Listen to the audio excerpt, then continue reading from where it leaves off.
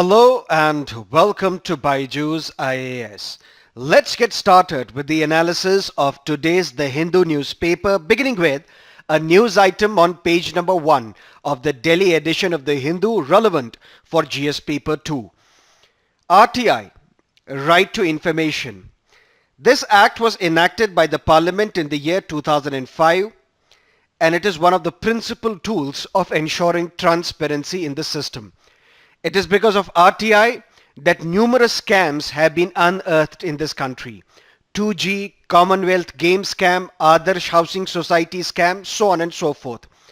Under this RTI, every public authority shall have to appoint one public information officer. Why? If any citizen of this country would like to seek information from this public authority, then all they have to do, file an application before the PIO, and PIO will furnish this information within a period of 30 days.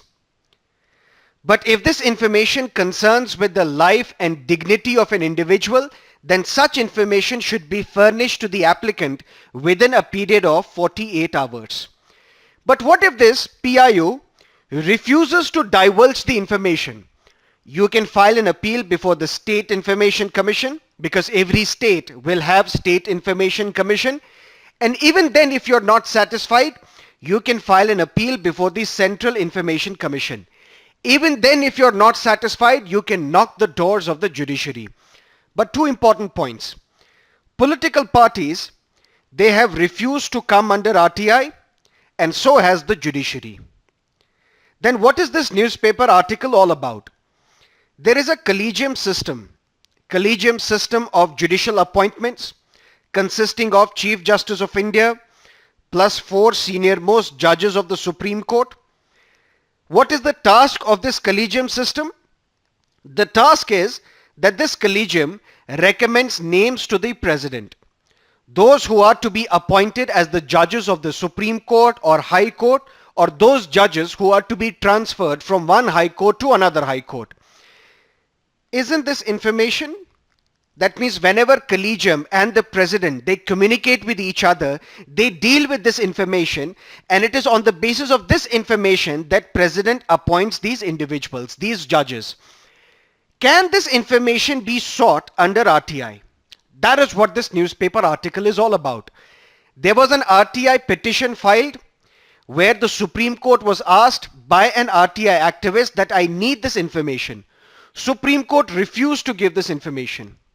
Then what this applicant did, he directly filed an application before the Central Information Commission. Central Information Commission said, yes, you can seek this information. But then Supreme Court also did not agree. Supreme Court filed a petition in the Delhi High Court. And in Delhi High Court, the Supreme Court is arguing that such an information cannot be divulged under Right to Information Act because we don't come under RTI. But the Delhi High Court rejected the plea of the Supreme Court and directed that this information should be furnished and given to the applicant, to the RTI applicant. Then what Supreme Court did? Supreme Court filed a petition in the Supreme Court itself. And now there is a constitution bench of the Supreme Court which is hearing this matter. And if this constitution bench of the Supreme Court decides that yes, RTI does come into picture, such an information which talks about communication between the collegium and the President of India can be divulged to the RTI applicant under RTI, then it is going to open what the Hindu calls judicial's Pandora box. That is what this newspaper article is all about, and we will have to wait and watch for the Supreme Court's decision on this matter. Now let's look at another issue. NOTA. None of the above. If we look at the public participation in the elections in terms of voting percentages, people in rural India come out in large numbers to vote. But so far as people in urban India are concerned, they don't come out enthusiastically to vote for the political parties. One of the argument is why people do not come out in large numbers and vote for the political parties, vote in the elections, is because of the choices of candidates that are on display. They allege that since political parties, they set up tainted individuals, criminals as their candidates, that is why there is no incentive for the people to come out in large numbers and vote and participate in the electoral process. But we need massive participation of the people in the electoral politics. That is how we can deepen our democracy. In the year 2009, Election Commission of India thought about an idea that we should provide NOTA option to the voters, so that if they are not satisfied with any of the candidates put up by their respective political parties, they can still come out, vote in the polling booth, and they can press this NOTA button. And through this exercise, they can ventilate their grievances. One non-governmental organization, PUCL, People's Union for Civil Liberties, it supported the idea of Election Commission, filed a public interest litigation before the Election Commission of India, asking that there should be a NOTA option provided on electronic voting machines. And in a landmark verdict in the year 2013, the Supreme Court provided that yes, there has to be a NOTA option on the electronic voting machines. If you are not happy with any candidate put up by their respective political parties, you can press this NOTA. Supreme Court argued and thought that if more and more votes are polled in favor of NOTA, then political parties will be embarrassed. They will be embarrassed to set up clean candidates as their candidates for the elections, and that is how we can cleanse our electoral system of the criminals. That is how NOTA came into the picture. But there are three things that you need to understand from this newspaper article. Number one, this is the specific symbol for NOTA, a ballot paper with a black cross across it. It was introduced in the year 2015, and this symbol is designed by National Institute of Design based in Hyderabad. Can be a potential question for your prelims examination. But one more thing. Let's say, for example, there are 4 candidates in the fray.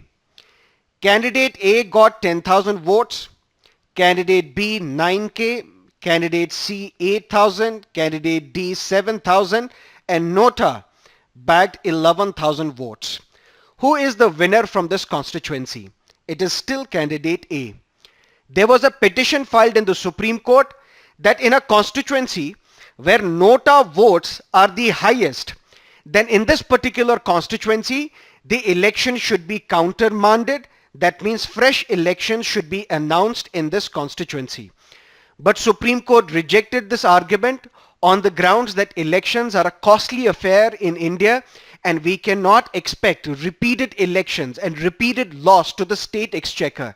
That is why even if highest number of votes are polled in favor of NOTA, even then the next highest candidate will be the representative from your constituency. That is point number 2. Then there is something called 49O. This was a clause under the Election Conduct Rules of 1961. Under this rule, what was the provision? And this was a provision prior to the implementation of NOTA. For example, I am a valid voter. I enter into the polling booth, but I don't want to cast my vote in favor of any political party. I am asking the presiding officer, please give me 49O form, because I want to record that I do not want to vote for any political party.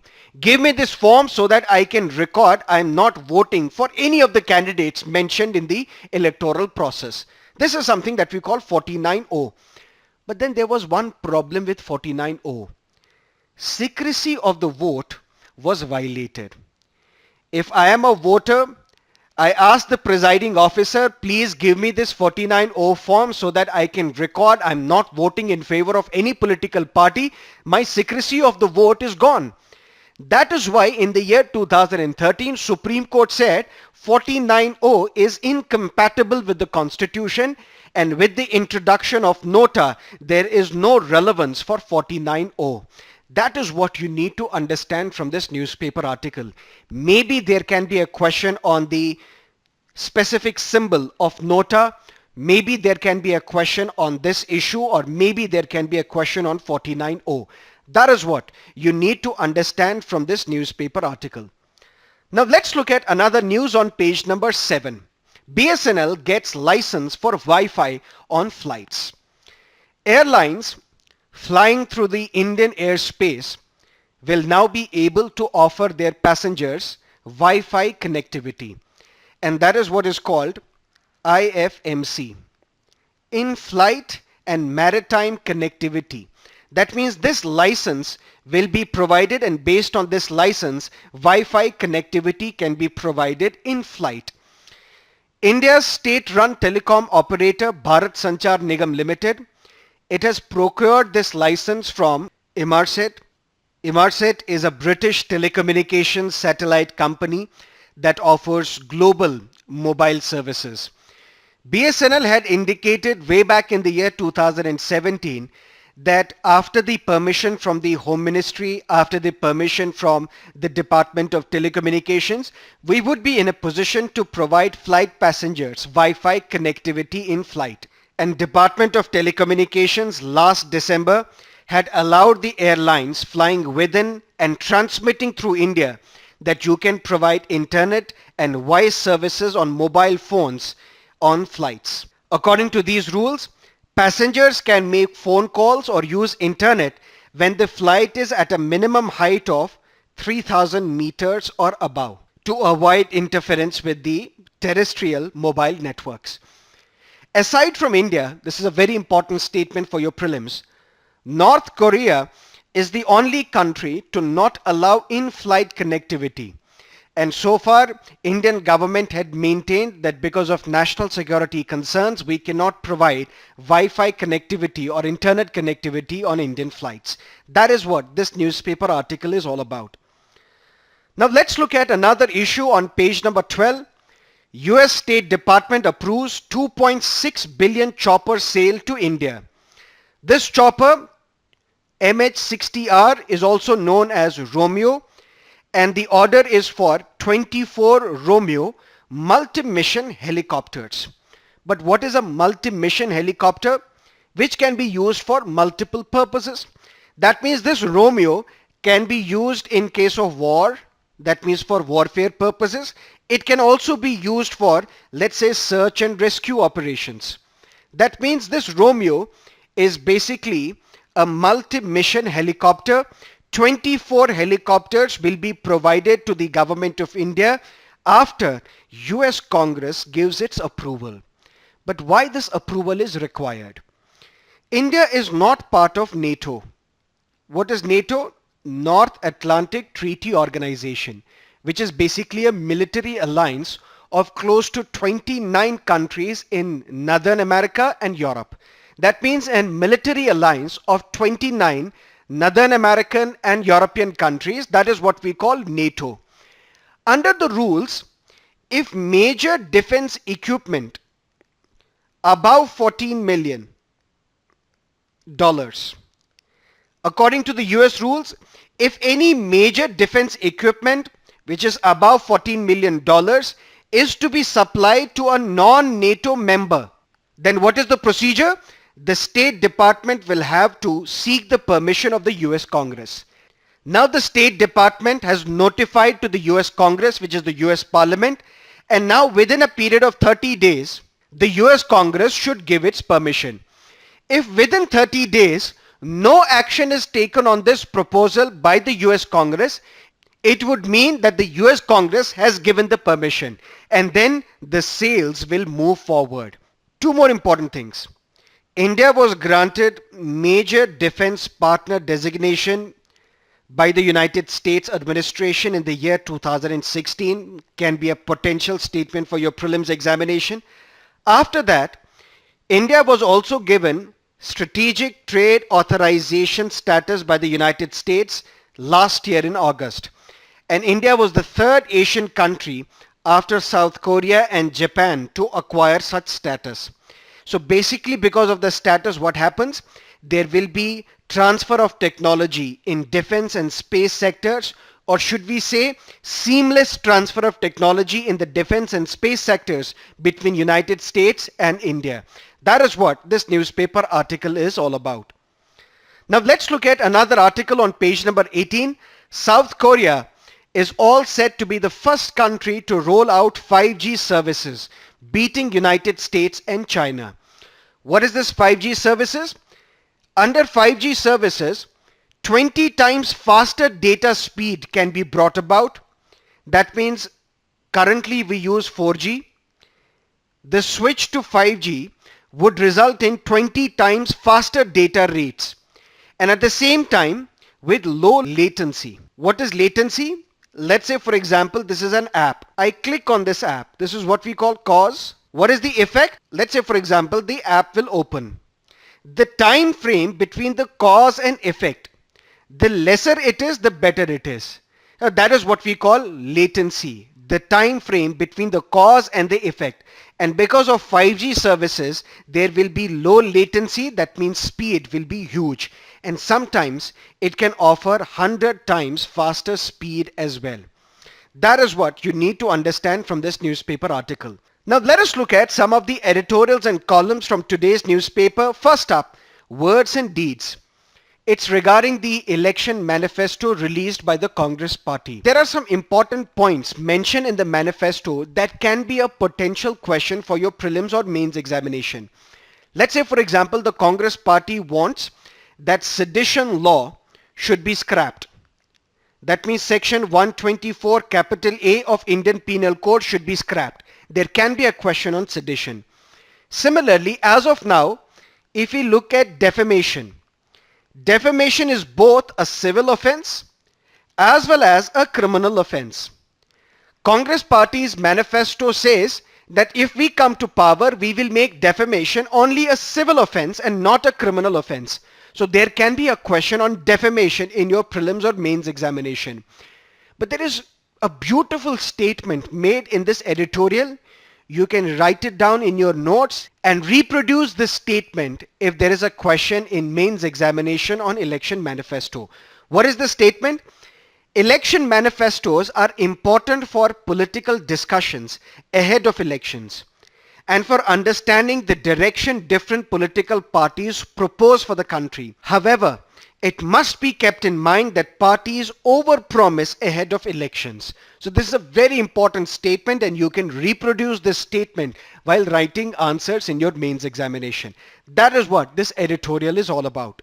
Now let's look at another column written by S.Y. Qureshi, the former Chief Election Commissioner, and he talks about proving a point on audit trail. We have an electronic voting machine, and this electronic voting machine, there is a detailed video lecture available on our YouTube channel on this issue.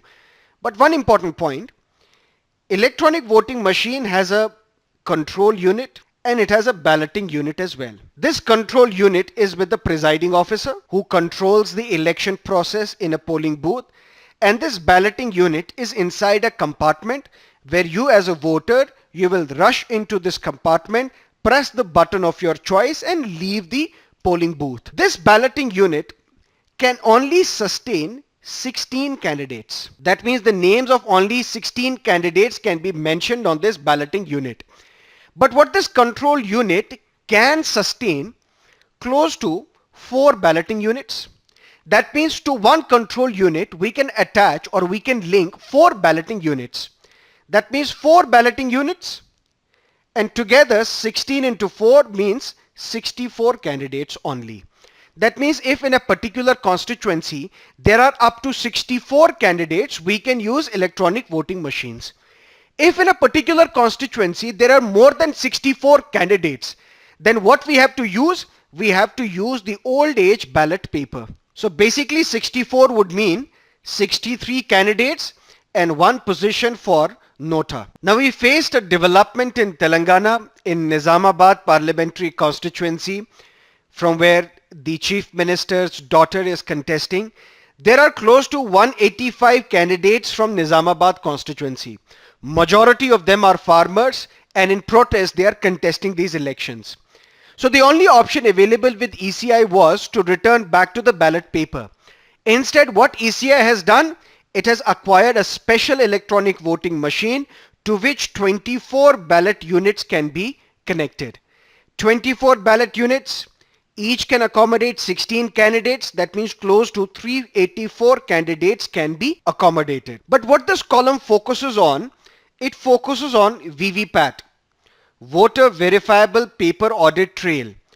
An EVM is connected to this VVPAT. It's like a printer. And once you press the electronic voting machine, this VVPAT will display the name of the candidate against whom your vote has been registered, the symbol of that political party, so on and so forth, so that you can be completely assured that your vote has been indeed registered against the candidate of your choice. And once all this information is displayed, let's say for 7 seconds, then this paper gets cut and it drops into the ballot box. But at the time of the counting of votes, we count only EVMs.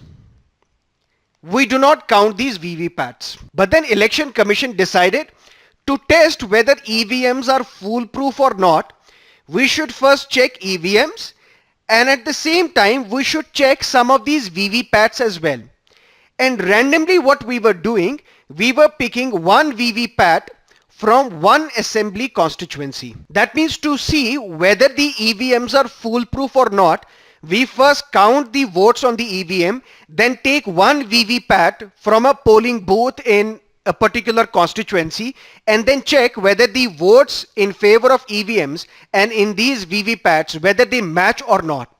And we have seen more than 99% accuracy. But now opposition and various political parties, they have approached the Supreme Court that at least 50% of these VVPATs should be counted. Election Commission says that it is going to delay the result, and it is going to delay the results by at least 6 days. But S.Y. Qureshi says, I have an innovative alternative. The alternative is, let's say for example in a constituency, A has won, but B is the runner-up, C is the second runner-up. What B and C can do, you decide which two VVPATs should be counted. So this would be similar to decision review system that is used in cricket. So this will ensure that in a particular assembly only 4 VVPATs would need to be counted and not 50% of the VVPATs. That is what is the alternative proposed by S.Y. Qureshi. That is what this newspaper article is all about. Now let's look at an article on page number 9 written by R.K. Raghavan, the former CBI director. It talks about how Lokpal, CVC and CBI will coordinate, and that will be crucial in the success of this institution called Lokpal. Lokpal we have discussed in detail in our previous The Hindu newspaper analysis. This column says that it is surprising that the appointment of the first Lokpal has not been received with great excitement by the people of this country, and primarily because people are busy with the elections. But this article primarily focuses on jurisdiction issues.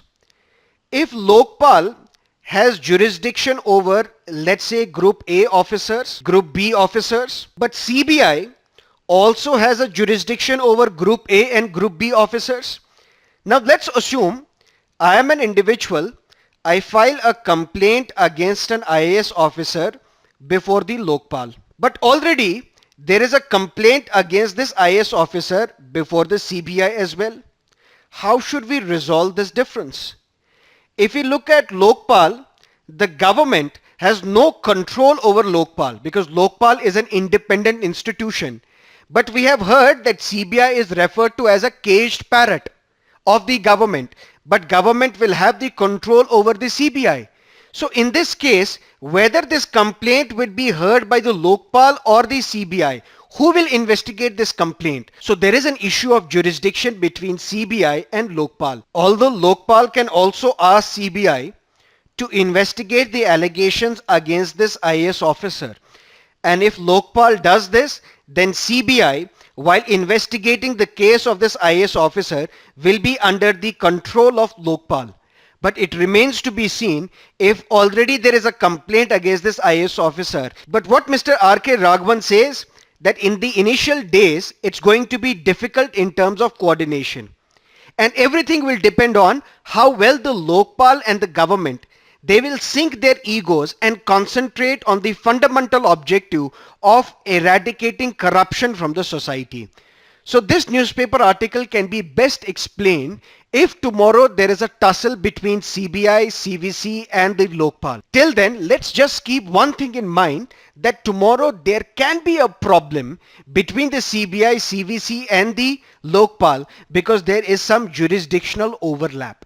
That is what you need to understand from this newspaper article. Now let's look at another column on page number 9, a ladder not a crutch.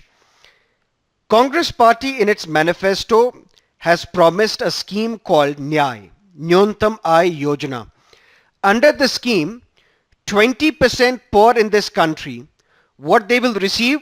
They will receive 72,000 a year. Every month, 6,000 rupees will be given to them directly into their bank accounts, that too to the female head of the family. There are many people who are criticizing this scheme. And there are legitimate questions asked about this scheme. For example, where will the government get the revenue, get the money to fund such an ambitious program? Legitimate question. But nobody should, according to this article, question the legitimate soundness or the fundamental correctness of this idea called NYAY. Why? There are people who say that if cash transfers are given to the people, people will, number one, misuse this money and instead spend this money on liquor or cigarettes. That is what people fear. Second, people fear that if 72,000 money is provided into the bank accounts of the poor, people will stop working. But this article busts these two myths. This article cites various examples that if the money is paid to the female head of the family in cash, directly into the bank account, then instead of spending this money on liquor or on other sin goods, the money is spent on nutrition of the child. The money is spent on educating the child, and money is spent on creating employment opportunities as well. That means evaluation of cash transfers show that they usually lead to large increases in household consumption, improve health and education outcomes for the beneficiaries and their children. And it also improves women's agency and empowerment when they are paid to the women. That means naturally the respect for the females will go up in the family because now this female head of the family directly has the cash. Second, people will stop working. This argument, according to the writer, does not hold ground. Why? Because today, let's say for example, there is an individual A. He is educated, but he does not have an access to a right paying job. So what he does? He goes about doing menial jobs, which does not justify his education or his talent. Instead of doing these menial jobs, what these cash transfers can enable him, he can work on his skills and try and find a better job for himself. So people will not stop working if cash is paid directly to the individuals. That is what this newspaper article is all about. Now let's look at some of the prelims based questions.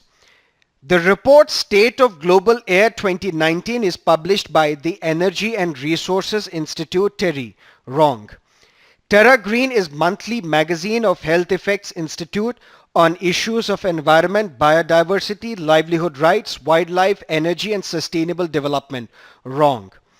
Terra Green is a monthly magazine of TERI, and the report State of Global Air 2019 is published by Health Effects Institute. So none of the above statements are correct.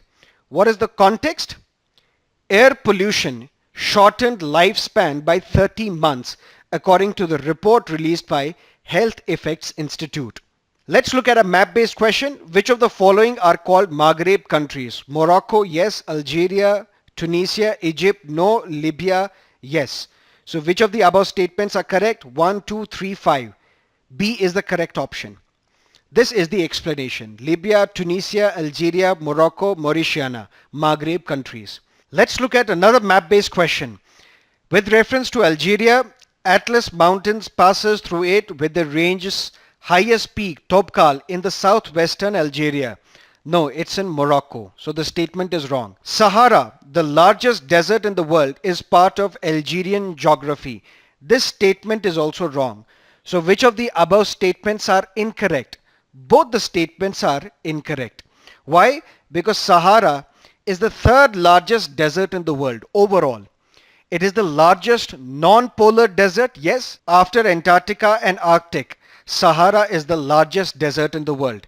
But these are polar deserts. Sahara is a non-polar desert. What is the context? There were a series of protests in Algeria, particularly by the young Algerians. They were demanding the ouster of President Abdelaziz Bouteflika. And now 82-year-old president has submitted his resignation. You would know that Algeria was under the French control. There was an independence struggle, and National Liberation Front or National Liberation Army was at the forefront of this independence movement. And Bouteflika was a member of this National Liberation Army. Then he became minister many number of times, but then there was also a civil war between the Islamic militants and the government. He then became the president of Algeria and brought an end to this civil war within 3 years. He brought about economic stabilization in Algeria as well, but he was also known as a ruthless administrator. That is why people got angry against him and were demanding his ouster. And now he has resigned. That is why 2 Algeria-based questions have been asked today. Previous year's prelims-based question 2018, consider the following. Which of the above spread plant diseases? Birds, dust blowing, rain, wind blowing. All of them are correct. That is it from our newspaper analysis for today. Thank you for being with us. Have a great day.